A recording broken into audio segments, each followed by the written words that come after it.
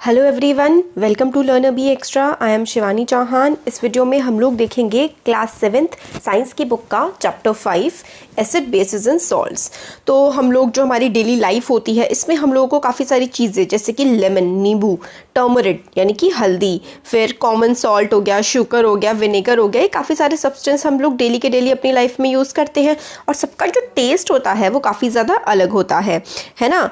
तो lemon juice कैसा होता है? खट्टा सा होता है। ऑरेंज जूस भी हल्का सा खट्टा, विनेगर भी हल्की खट्टी होती है, कर्ड खट्टी मीठी होती है, टेमरिड यहाँ पे टर्मरिक था, टेमरिड था, अच्छा सॉरी, देखिए टर्मरिक जो है ना, टर्मरिक होती है हल्दी और टेमरिंड जो है ये इमली होती है। ठीक है, मैंने इसको टर्मरिक पढ़ रहा था पहले। तो इनका टेस्ट अलग अलग होता है। कुकुम्बर का कैसा होता है ना, हल्का मीठा मीठा सा होता है। तो हम लोग को पता लगता है कि कुछ चीज़ें तो सोर होती हैं, कुछ चीज़ें खट्टी होती हैं और कुछ चीज़ें बिटर होती हैं, कुछ चीज़ें कड़वी होती हैं, कुछ चीज़ें सॉल्टी होती हैं नमकीन, और कुछ चीज़ें स्वीट होती हैं। तो हम एसिड्स और बेसिस का कैसे पता लगाते हैं? तो देखिए कर्ड, दही हो गई, lemon juice, orange juice, vinegar होता है सिरका, इन सब का टेस्ट कैसा होता है? सोर। सोर का मतलब होता है ये खट्टे होते हैं, है ना। सोर का मतलब है ये सारे के सारी चीज़ें खट्टी होती हैं। तो दीज सब्सटेंसेस टेस्ट सोर बिकॉज दे कंटेन एसिड्स।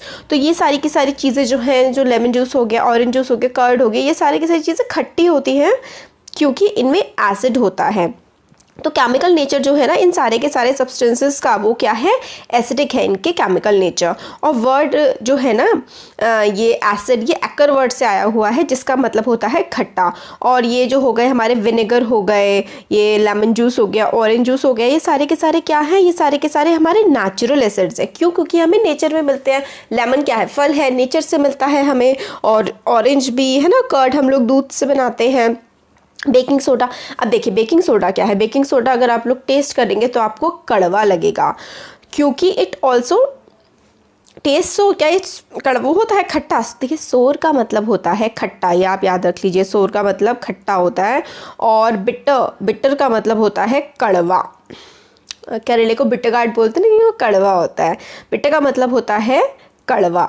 ठीक है, तो जो एसिड्स होते हैं, एसिड्स के एग्जांपल जैसे कि लेमन जूस हो गया, ये सारे के सारे एसिड्स होते हैं, काफ़ी वीक होते हैं, नेचुरल एसिड्स होते हैं, तो ये खट्टे होते हैं। और जो बेसिस होते हैं ना, बेसिस जनरली ऐसे सब्सटेंस होते हैं जो बिटर इन टेस्ट होते हैं और सोपी इन फील होते हैं। मगर जैसे कि अगर आप लोग उसे छुएंगे ना, आप बेकिंग सोडा को छू के देखिए, वो काफ़ी ज़्यादा सोप जैसा होता है। क्यों? क्योंकि चिकना नेचर होता है उसका। जितने भी हमारे सोप होते हैं ना, हमारे जो साबुन होते हैं, हर किसी चीज़ में बेस होता है। और ऐसी चीज़ों का जो सोपी टच होते हैं, छूने में सोप जैसे लगते हैं और उनका टेस्ट कड़वा होता है, तो ऐसी चीज़ों को हम लोग बेस बोलते हैं। और नेचर इन सब्सटेंसेस का क्या होता है? बेसिक होता है। If we can not test every substance, but हम लोग हर सब्सटेंस को टेस्ट तो नहीं कर सकते। नेचुरल चीज़ें, खाने की चीज़ों को ही तो टेस्ट कर सकते हैं। तो इसलिए अगर हम लोगों को पता लगाना है कि कोई चीज़ एसिडिक है, बेसिक है, तो उसके लिए हम लोग एक स्पेशल सब्सटेंस का इस्तेमाल करते हैं और उन सब्सटेंस को हम लोग इंडिकेटर्स बोलते हैं। तो special type of substance are use to test whether a substance is acidic और बेसिक। ठीक है, तो इन्हें हम इंडिकेटर बोलते हैं। इंडिकेटर्स जो है अपना कलर चेंज कर लेते हैं। एसिडिक सॉल्यूशन में इंडिकेटर्स कुछ अलग कलर दिखाते हैं और बेसिक सॉल्यूशन में जो है ये लोग कुछ अपना अलग कलर दिखाते हैं। तो टर्मरिक यानी कि हल्दी हो गई, लिटमस पेपर हो गया, चाइना रोज हो गया, चाइना रोज पेटल्स यानी कि गुड़हल हो गया, ये सारे के सारे नेचुरली अकरिंग इंडिकेटर्स हैं। तो नेचुरली अकर ये करते हैं, मतलब इसका हो गया ये हमें नेचर में ही मिलते हैं, टर्मरिक और लिटमस पेपर। अब टर्मरिक कैसे हुआ? जो हल्दी होती है ना, आपने देखा होगा जैसे कि आपकी वाइट कलर की शर्ट पे अगर हल्दी पड़ जाती है तो वो पीली हो जाती है, और आप उस पर ज़रा डिटर्जेंट लगाइए और उसमें हल्का सा पानी डालिए तो वो आपको लाल दिखेगी, रेड कलर की दिखेगी। तो ये होता है इंडिकेटर। तो हमारे अभी हम आगे चैप्टर में पढ़ेंगे कि किस तरीके से इंडिकेटर्स काम करते हैं।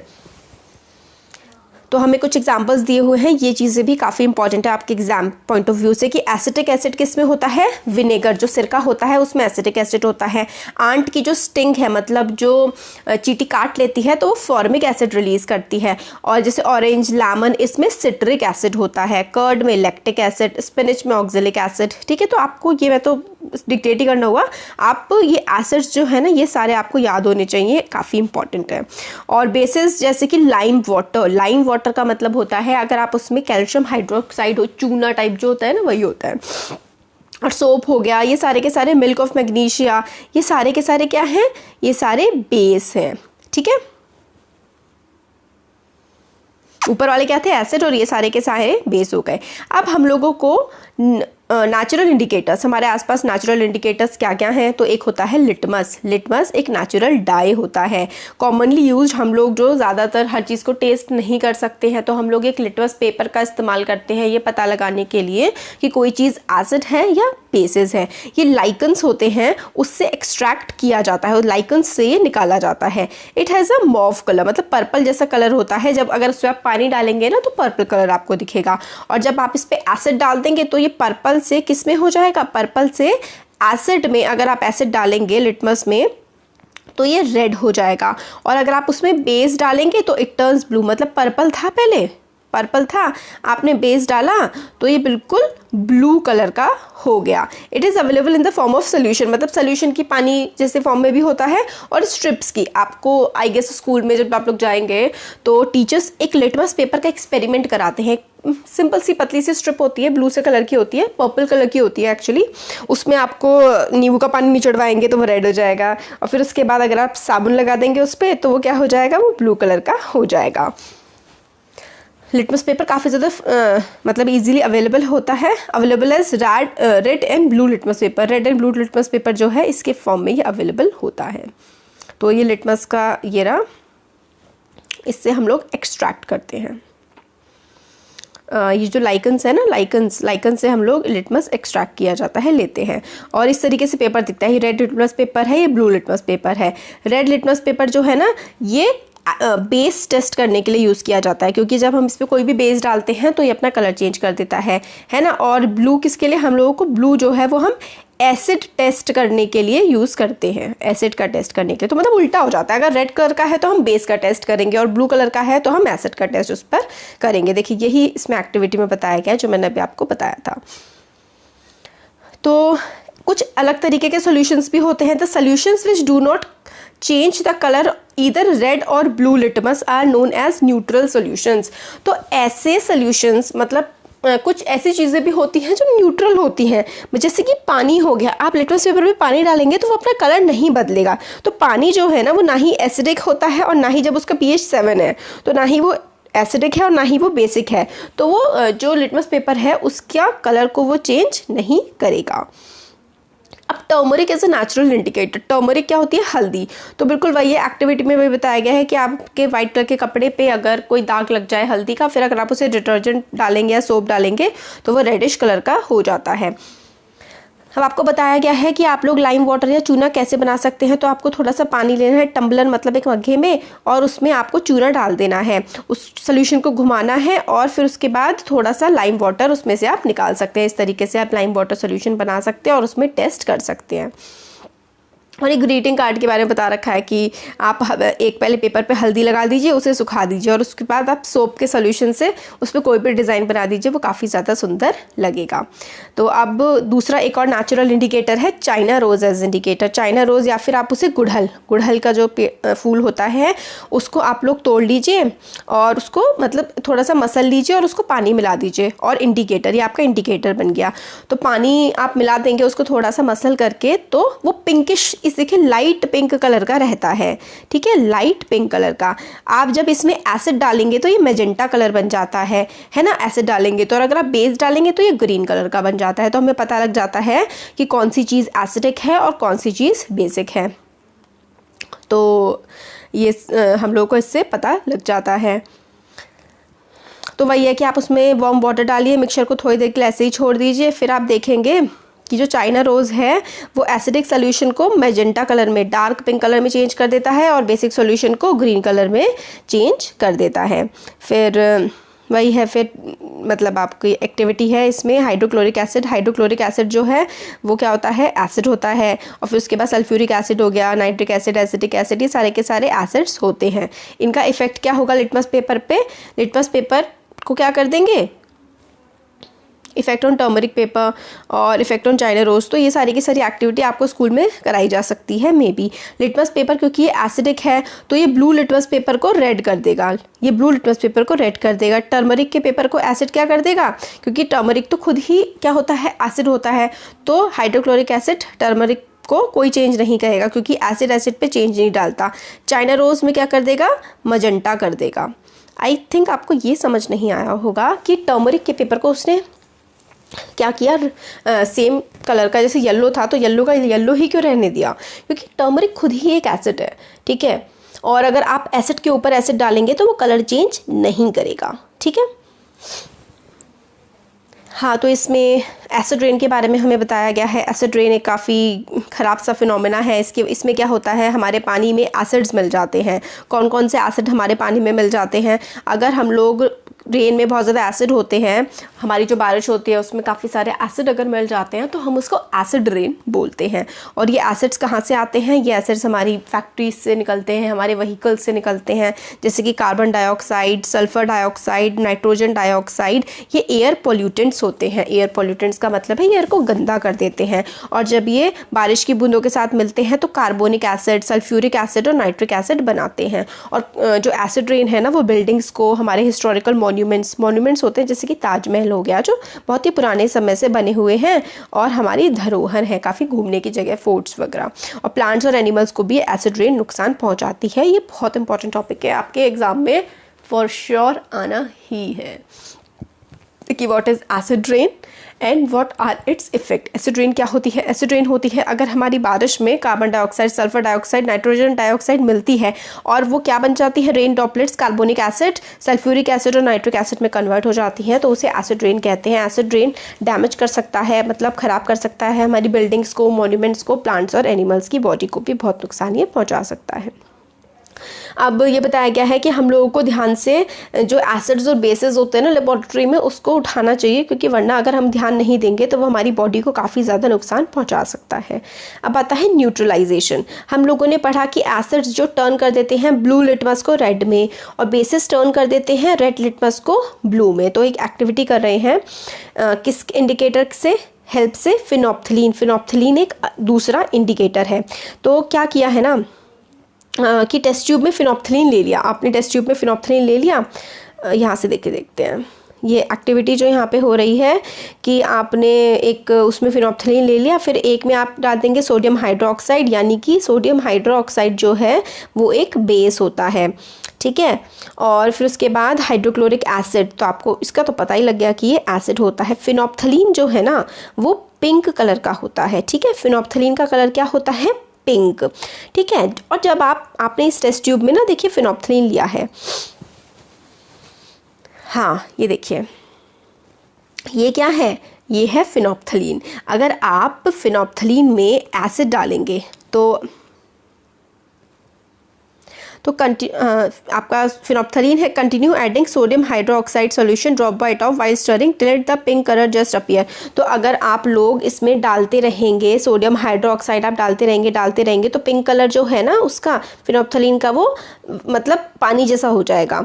फिर उसके बाद add 1 more drop of dilute HCl। फिर आपका पानी जैसा हो गया, आपने HCl डाल दिया तो आपने देखा कि वो फिर से the solution again becomes colourless. तो देखिए ये वाली एक्टिविटी इंपॉर्टेंट है, तो चलिए इसको स्टार्टिंग से ही हम पढ़ते हैं। Fill 1/4 of test tube with dilute hydrochloric acid. आपने टेस्ट ट्यूब में HCl लिया है, फिर आप उसका कलर नोट कर लीजिए। आपने कलर नोट कर लिया, ठीक है। Note down the colour of phenolphthalein. फिर आपका जो फिनोप्थलीन है ना उसका कलर आप नोट कर लेंगे, ठीक है। फिनोप्थलीन ना पिंक कलर का होता है, ठीक है, और HCl जो है वो कलरलेस होता है। फिर आप ऐड करेंगे 2 से 3 बूंदे किसकी, एसिड की। तो आपने यहाँ पे फिनोप्थलीन लिया हुआ था, फिनोप्थलीन में आपने 2-3 बूंदे एसिड की डाली, फिर आपने उसको फटाफट से शेक कर दिया, तो क्या उसका कलर चेंज होगा, अभी देखते हैं।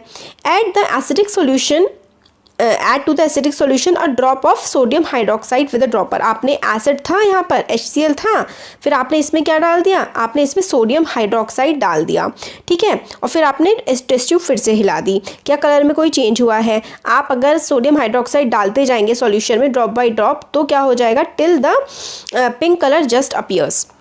अब क्या हो रहा है इसमें, now add 1 more drop of dilute HCl, आपने फिर से एक और डाइल्यूट HCl डाल दिया, फिर आपने देखा कि सॉल्यूशन फिर से कलरलेस हो गया। तो इसमें देखिए हो क्या रहा है, इसमें ये हो रहा है कि सॉल्यूशन बिकम बेसिक। जब सॉल्यूशन बेसिक होता है तो फिनोप्थलीन पिंक कलर देता है। मतलब अगर ऐसा है, देखिए सिंपल भाषा में NaOH है, बेस है, ठीक है। अब बेस है और यहाँ पे हमारा फिनोप्थलीन है, ठीक है, फिनोप्थलीन है। अगर ये बेस था, यहाँ पर आपने फिनोप्थलीन की 2-3 बूंदें डाल दी ना, तो बेस क्या बन जाएगा, बेस पिंक कलर का हो जाएगा, ठीक है।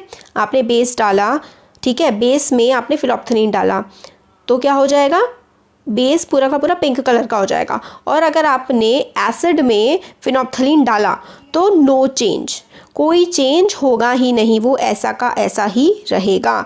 तो अगर आप बेस में फिनोप्थलीन डालते हैं तो वो पिंक हो जाता है, और अगर आप एसिड में डालते हैं तो वो रिमेन कलरलेस, वो कलरलेस ही रहता है। तो इससे हम लोगों को क्या समझ में आया कि जब एसिडिक सॉल्यूशन बेसिक सॉल्यूशन के साथ मिक्स होता है तो दोनों के दोनों सॉल्यूशन एक दूसरे के असर को नलिफाई कर देते हैं। मतलब आपने HCl में NaOH आपने एसिड में बेस डाल दिया तो न्यूट्रलाइज हो जाएगा, कोई फ़र्क पड़ेगा ही नहीं। जब एसिड के सॉल्यूशन में बेसिक सॉल्यूशन डालेंगे तो both the nature acidic nature of the acid and the basic nature are destroyed. मतलब अगर आपने एसिड में बेस डाल दिया या फिर बेस में आपने एसिड डाल दिया तो दोनों क्या हो जाएंगे, ना ही वो सॉल्यूशन एसिड रहेगा और ना ही वो सॉल्यूशन बेस रहेगा। मतलब एसिड और बेस अगर हम साथ में मिला देते हैं ना तो अपने इफेक्ट को वो क्या कर देते हैं, ख़त्म कर देते हैं, ठीक है। और रिजल्टिंग सॉल्यूशन जो होगा वो ना ही एसिडिक होगा ना ही बेसिक होगा। इस तरीके के सॉल्यूशन को हम लोग न्यूट्रलाइज्ड सॉल्यूशन कहते हैं और प्रोसेस को न्यूट्रलाइजेशन बोलते हैं। और इसमें हीट इवॉल्व होती है, बस मतलब क्या होता है, न्यूट्रलाइजेशन रिएक्शन में हीट जो है ना वो इवॉल्व होती है, हीट निकलती है, सॉल्यूशन गर्म हो जाता है। न्यूट्रलाइजेशन जो रिएक्शन होती है ना उसमें एक सॉल्ट बनता है। मतलब एसिड प्लस बेस, एसिड और बेस जो होते हैं ना, ये देखिए यहाँ पे रिएक्शन है, एसिड और बेस जो है जब रिएक्ट करते हैं तो सॉल्ट और वाटर बन जाता है और हीट इवॉल्व हो जाती है। तो ये बहुत इंपॉर्टेंट है ये वाली चीज़। The reaction between an acid and base is known as neutralisation. तो एसिड और बेस के बीच में जो रिएक्शन होती है ना उसको हम लोग न्यूट्रलाइजेशन बोलते हैं। और प्रोड्यूस क्या करते हैं, ये वाटर और हीट प्रोड्यूस कर देते हैं। तो जैसे कि HCl और सोडियम हाइड्रोक्साइड है तो वो सोडियम क्लोराइड बना देंगे, यानी कि नमक, सॉल्ट बन जाएगा और वाटर रिलीज हो जाएगा, ठीक है। तो ये चीज़ भी बहुत इंपॉर्टेंट है कि acid plus base give salt and water, ठीक है। अब neutralization in everyday life, daily की लाइफ में न्यूट्रलाइजेशन कहाँ कहाँ काम करता है, आपका इंडाइजेशन। तो हमारा स्टमक में हम लोगों ने बायो में पढ़ा था अभी फर्स्ट चैप्टर में कि हमारा जो पेट होता है उसमें हाइड्रोक्लोरिक एसिड होता है जो हमारी खाने को पचाने में हेल्प करता है। बट अगर बहुत ज़्यादा एसिड हो जाए तो हम लोगों को इंडाइजेशन हो जाता है, हमारा खाना पचता नहीं है। तो जब बहुत ज़्यादा एसिड हो जाता है ना तो हम लोगों को एंटासिड लेने चाहिए, एसिड का तोड़ लेना चाहिए। जैसे कि milk of magnesia, milk of magnesia में मैग्नीशियम हाइड्रोक्साइड होता है, वो एसिड को हमारी बॉडी में कम कर देता है। तो मैग्नीशियम ऑक्साइड MgO होता है हमारी बॉडी में और वो हमारी बॉडी से एसिड जो है ना, एसिड को वो कम कर देता है। इंडाइजेशन में हमारी बॉडी में एसिड ज़्यादा बनने लगता है तो हम मिल्क ऑफ मैग्नीशिया पी लेते हैं। ये चीज़ बहुत इंपॉर्टेंट है, याद रखिएगा। मिल्क ऑफ मैग्नीशिया ले लेते हैं जब हम लोगों को एसिडिटी बनती है, या फिर हम कोई एंटासिड ले लेते हैं।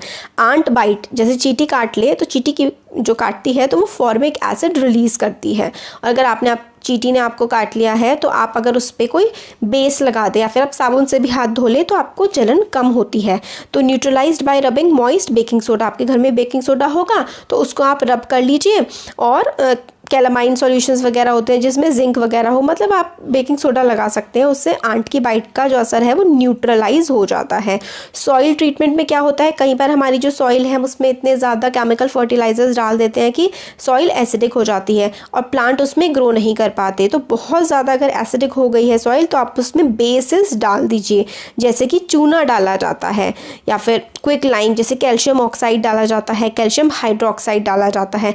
और सॉइल अगर बेसिक है तो आपको क्या डालना होता है, ऑर्गेनिक मैटर कंपोस्ट जैसा उसमें मिला दिया जाता है। ऑर्गेनिक मैटर जो है वो एसिड रिलीज कर देता है और न्यूट्रलाइज कर देता है। मतलब अगर ज़्यादा एसिड हो गया है तो आप बेस डाल दो, ज़्यादा बेस हो गया है तो एसिड डाल दो। ये एग्जाम्पल है, आप याद रख लीजिए न्यूट्रलाइजेशन के, indigestion, soil treatment, ant bite, ठीक है। और फैक्ट्री वेस्ट, फैक्ट्री वेस्ट जो होते हैं ना, काफ़ी सारी जो फैक्ट्रीज होती हैं वो काफ़ी सारा वेस्ट प्रोड्यूस करती हैं। The waste of many factories contain acid, factories के काफ़ी सारे वेस्ट में एसिड होता है। अगर उनको हम बॉडी पानी में ऐसे ही बहाने के लिए छोड़ देंगे तो काफ़ी सारे एसिड्स जो है ना वो फिश को मार देंगे। तो फैक्ट्री वेस्ट को हम न्यूट्रलाइज करते हैं, उसमें एसिड होता है तो उसमें हम बेसिस मिला देते हैं और वो न्यूट्रलाइज हो जाता है। तो ये चैप्टर हमारा कंप्लीट हो गया है। कैसा लगा आपको वीडियो ज़रूर बताइएगा। अच्छा लगा तो लाइक करिए, चैनल को सब्सक्राइब करिए, अपने फ्रेंड्स के साथ शेयर करिए। Thank you.